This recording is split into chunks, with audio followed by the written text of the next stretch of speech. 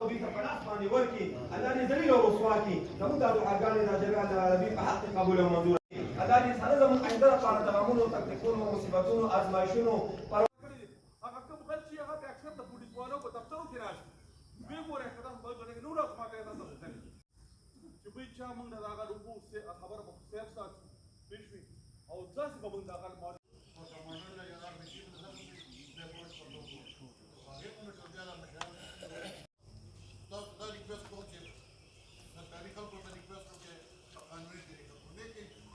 نو دا باخدار یو څه پته لګي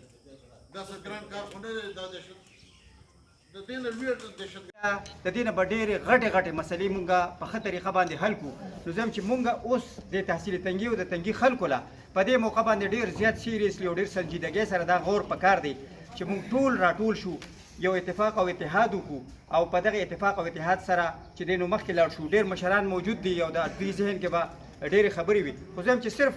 صرف د دې یو خبرې لږ شانتي هغه وضاحت پکار دی چې د کمیټې خبره په هغه ورځ باندې ډي اس پي صاحب هم کړې وه او مونږ هم دلته ویلې وه نو آیا هغه جوړه شوې ده یا نه ده جوړه شوې یا داسې پروګرام شته چې یاره دغه کمیټې به جوړه شي یا نه ډېره مننه مهرباني دلته